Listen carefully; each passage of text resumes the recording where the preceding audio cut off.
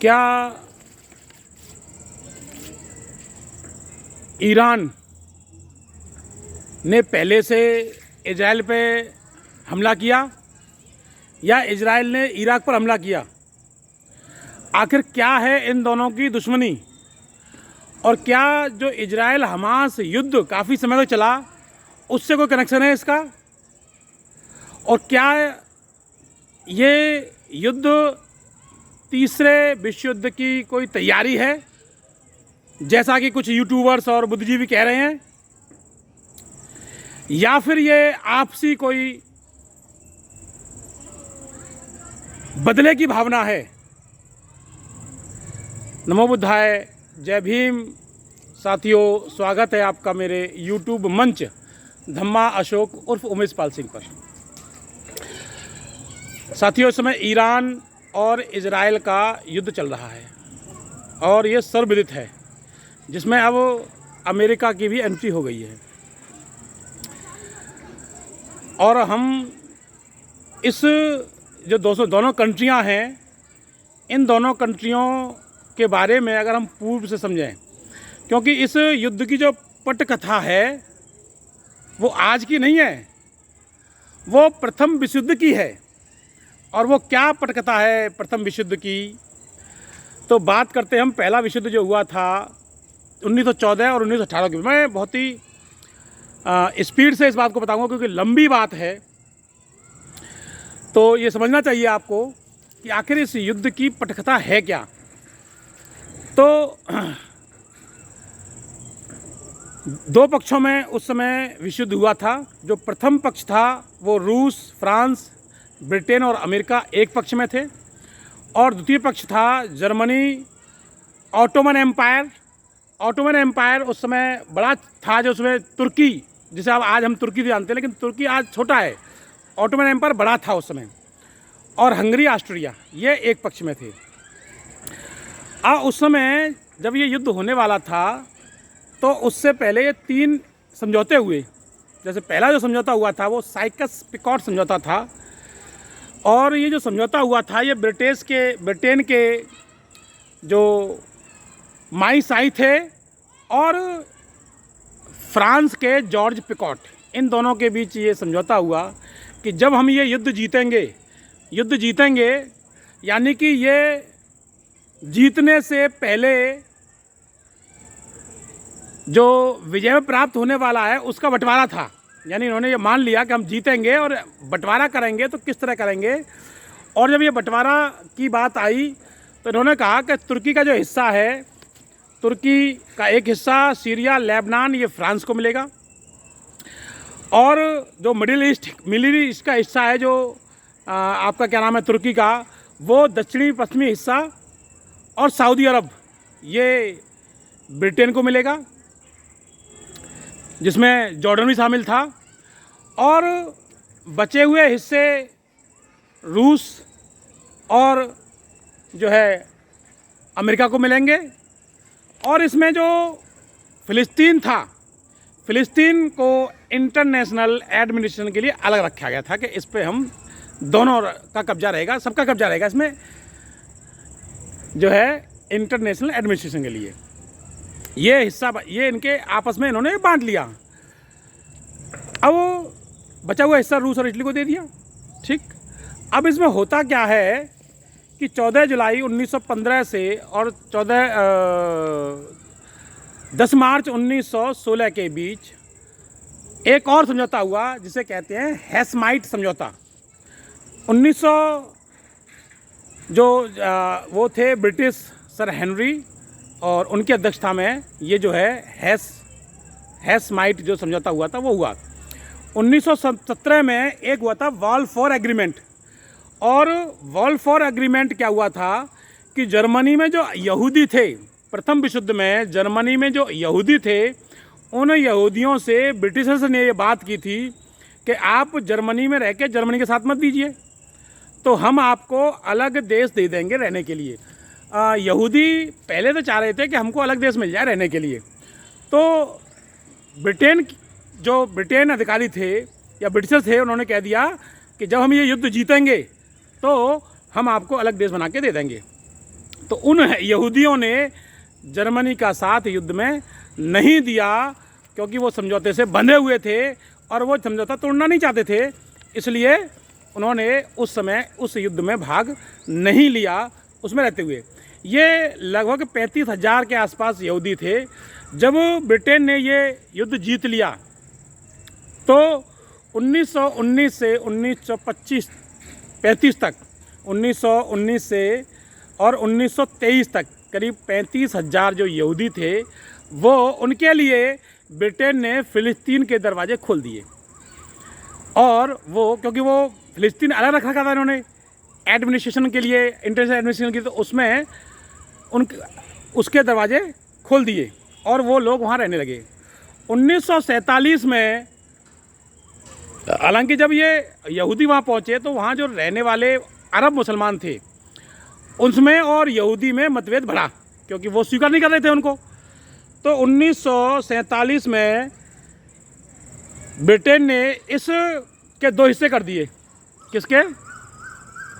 आपके फ़िलिस्तीन के।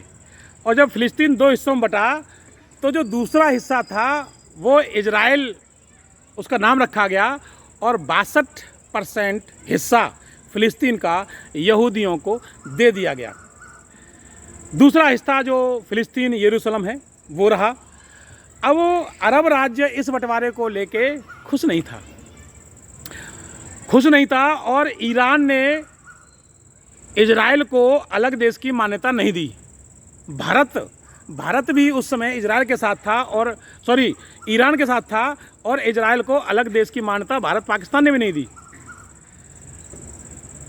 तो ईरान में क्या हुआ कि अमेरिका ने दखल करते हुए ईरान में तख्ता पलट कर दिया। और तख्ता पलट कर दिया तो वहाँ पर जो है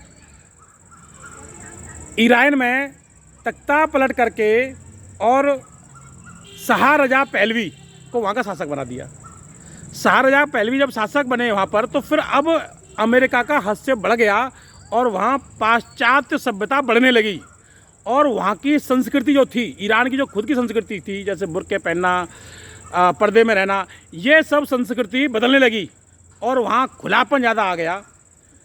और जब ऐसा खुलापन आया तो वहाँ के 2 जो ईरानी थे, जिसमें जो कट्टरपंथी थे, जिन्हें कहते हैं कट्टरपंथी थे, उन सबको ये पसंद नहीं आया। कट्टरपंथी का मतलब होता है जो धर्म के लिए कट्टर होते हैं। तो उनको ये जो परिवर्तन था ईरान में, ये उनको पसंद नहीं आया और अमेरिका का हस्तक्षेप उनको पसंद नहीं आया।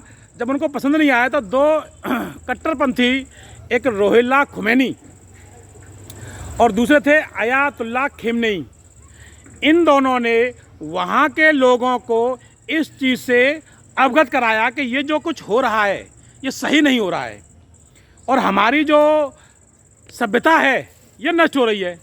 जब उन्होंने लोगों को इसके लिए जागरूक किया तो लोगों की समझ में आया और उनका साथ दिया। और जब उनका साथ दिया तो ईरान में एक बार फिर तख्ता पलट हुआ। अच्छा, जब तक वहाँ जो पहलवी है वो शासक रहे तो इजराइल से संबंध उन्होंने अच्छे बना लिए और इजराइल को अलग देश की मान्यता भी दे दी। और जब संबंध अच्छे हो गए तो इनके बीच तेल का आदान प्रदान, और इजराइल इनको हथियार देता था। ईरान इनको तेल भेज रहा है और ईरान इनको तेल भेज रहा है और इजराइल इनको हथियार सप्लाई कर रहा है।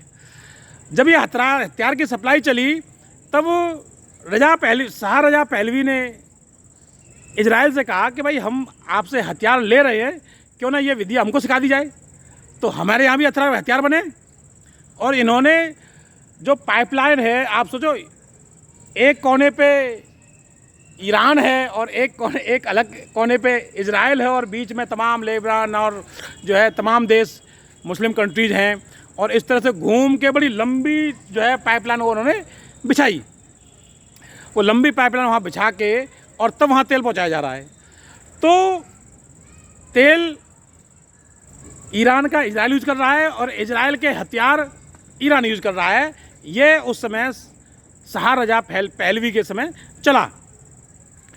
तो इजराइल इस बात पे एग्री हो गया कि अब तुम लोग यहाँ के ट्रेनिंग ले लो और हथियार बनाना सीख लो। तो हथियार बनाना ईरान के लोगों को सिखा दिया इजराइल ने। इजराइल के जो लोग हैं, जैसे हम ज्यूस कहें या यहूदी कहें, वो वाकई में माइंड बहुत तेज है उनका। जी हाँ, और वो बिजनेस माइंडेड लोग हैं। आज जो अमेरिका है, क्या अमेरिका इजराइल को चला रहा है या इजराइल अमेरिका को चला रहा है? यानी कि एक छोटा सा देश पूरे अमेरिका पर जो है उसके माइंड पर कब्जा करे बैठा है। और जब भी कभी किसी का इजराइल से युद्ध होता है तो अमेरिका तुरंत उसमें कूद पड़ता है। तो अब होता क्या है कि जो रोहिल्ला खुमैनी थे और आयतुल्ला खेमनेई थे, उन लोगों ने जब लोगों को जागरूक किया तो फिर ईरानी लोग इन दोनों के साथ हो गए।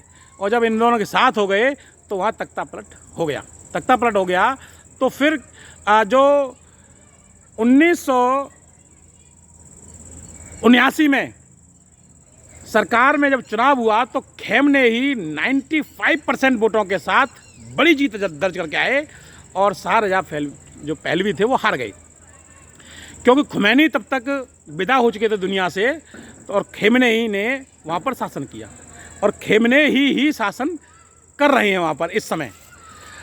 तो ये अब जैसे ही उन्होंने शासन खेमने का आया, उन्होंने इजराइल को फिर से अलग देश मानने की जो थी उसको नहीं माना कि भाई जो इजराइल है वो अलग देश नहीं है और वो इसी का हिस्सा है, किसका? फिलिस्तीन का। ये बात उसमें।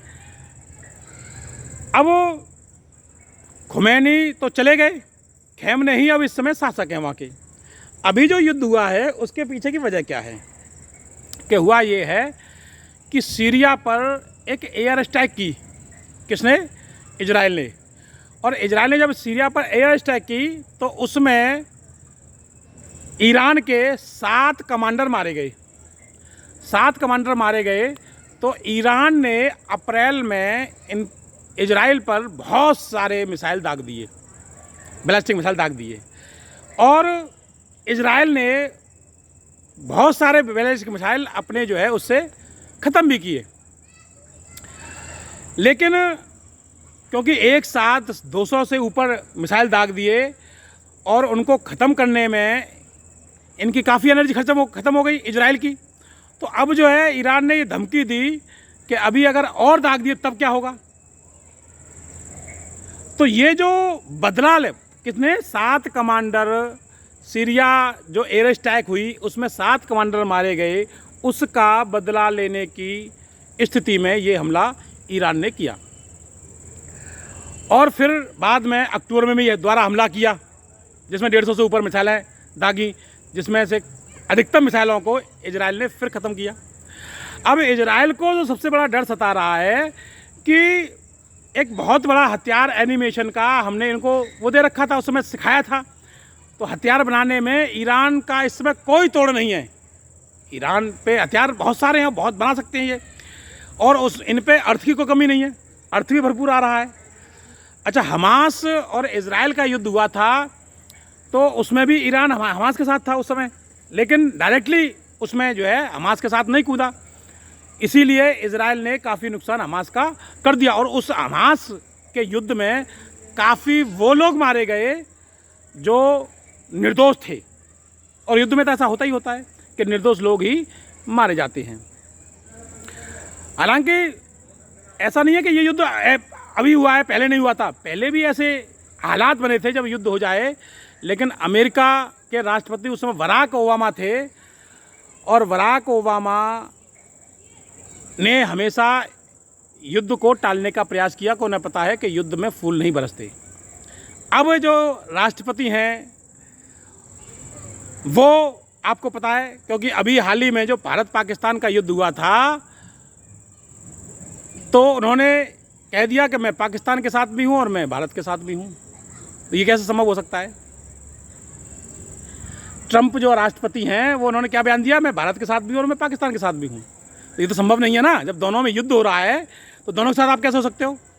और यही वजह है कि उन्होंने भारत के प्रधानमंत्री दबाव बना के और उस जो है युद्ध को वहाँ पर ख़त्म किया और भारत को बैक होने पर मजबूर किया। तो अब यहाँ और यहाँ क्या कर रहे हैं वो, यहाँ वो खुद ईरान के खिलाफ इजराइल के साथ खड़े हुए हैं और इजराइल की पूरी मदद अमेरिका इस समय कर रहा है। तो ये जो लड़ाई की सबसे बड़ी वजह है वो नई नहीं है, पुरानी वजह रही है। और खमेनेई को इस समय जो इजराइल और अमेरिका का जो उद्देश्य है वो खमेनेई का शासन ख़त्म करना है या खमेनेई को ख़त्म करना है। जैसे कि उन्होंने जो इराक के शासक सद्दाम हुसैन को ख़त्म किया, ऐसे ही वो खमेनेई को भी ख़त्म करना चाहते हैं। लेकिन खमेनेई इतनी आसानी से मरने वाले व्यक्ति नहीं हैं। हालांकि वीडियो लंबा हो रहा है और मैंने 1914 से और अब तक का जो इनके बीच विवाद रहा है और इजराइल का जन्म कैसे हुआ और यहूदियों को किस तरह इजराइल में बसाया गया, ये मैंने आपको बताया। क्योंकि मुझसे कई लोगों ने इस पर चर्चा की कि भाई आपने कोई वीडियो इजराइल और ईरान के युद्ध पे नहीं बनाया, तो बोलिए आप इस पर भी कोई अपना वीडियो बनाइए। तो इसलिए मैंने आज ये वीडियो बनाया है। अब युद्ध निरंतर चल रहा है। अच्छा, कुछ लोग कह रहे हैं कि ये तीसरे विश्व युद्ध की तैयारी है। तो क्या दो देशों का युद्ध तीसरा विश्व युद्ध बन जाएगा? ऐसा तो नहीं है ना कि तीसरा, जब हमास का और इजराइल का युद्ध हो रहा था तब भी कहा था तीसरे विश्व युद्ध की तैयारी चल रही है। जब रूस का और यूक्रेन का युद्ध चला तब भी कह रहे थे तीसरे विश्व युद्ध की तैयारी चल रही है। तो तीसरा विश्व युद्ध इतना आसान नहीं है, क्योंकि उसके ऊपर जो है संयुक्त राष्ट्र संघ बैठा हुआ है, उसमें तमाम देश हैं और ऐसे देश भी हैं जो अभी युद्ध में अभी नहीं कूदे हैं। तो तीसरा विश्व युद्ध न कह के केवल दो देशों का युद्ध हम इसे कह सकते हैं और वो अभी चल रहा है। और क्या मोड़ लेगा और किसकी तरफ रिजल्ट जाएगा अभी हम कुछ कह नहीं सकते हैं। जैसे कि आपका वो प्रथम जो विश्व युद्ध हुआ था उसमें जो साइरस पिकॉट समझौता हुआ था कि हम जब जीतेंगे ट्रॉफी को तो ऐसे ऐसे बांट लेंगे ट्रॉफी को, पहले बांटने का काम उन्होंने कर लिया था क्योंकि उन्हें पता था कि हम जीत जाएंगे। और क्यों पता था? क्योंकि जर्मनी के यहूदियों को उन्होंने अपने फेवर में ले लिया था और इसलिए जो उन्हें ये विश्वास था कि जब घर का ही गद्दार है तो फिर हम जीतेंगे ही जीतेंगे, इसलिए उन्होंने पहले बंटवारा कर लिया था। लेकिन यहाँ अभी कुछ कह नहीं सकते कि कौन जीतेगा और कौन हारेगा। ईरान के साथ भी है ना कुछ देश आएंगे, अभी इजराइल के साथ भी कुछ देश आएंगे। लेकिन तीसरे विश्व युद्ध को कहें हम इसको कि तीसरा विश्व युद्ध होने जा रहा है, तो ऐसा कुछ नहीं है कि ये जो युद्ध है तीसरे विश्व युद्ध की तैयारी है। तो आज के लिए इतना ही है कि ये इनका युद्ध क्यों शुरू हुआ और क्या दुश्मनी थी इनके बीच में, ये आपको पता चल गया होगा। आगे क्या होगा इसके बारे में हम पूरी जानकारी आपको देते रहेंगे। मैंने ये जानकारी जुटाई है यूट्यूबर्स से जो हैं उनसे, है ना, कई यूट्यूबर्स को मैंने देखा, पढ़ा, सुना और जो समाचार हैं उनसे प्राप्त जानकारी के अनुसार मैंने ये वीडियो बनाया है। आप मुझे बताएं कि आपको ये वीडियो कैसा लगा, जो जानकारी मैंने दी है, और उसमें अगर कहीं त्रुटि है तो आप उसे सुधारेंगे और बताएंगे कि इसमें क्या सुधार हो सकता है और मैं किस तरह अपने वीडियो बनाऊं। और अगर वीडियो अच्छा लगा हो तो लाइक कीजिए, कमेंट कीजिए और मेरे चैनल को कीजिए सब्सक्राइब, इन आशाओं के साथ कि ये युद्ध जो है जल्दी समाप्त हो, क्योंकि हम तो बुद्ध को मानने वाले हैं और बुद्ध युद्ध नहीं चाहते कभी भी। इसलिए जल्दी इनके बीच का जो युद्ध है वो समाप्त हो जाए, इसी आशा के साथ नमो बुद्धाय। जय भीम, जय भारत साथियों।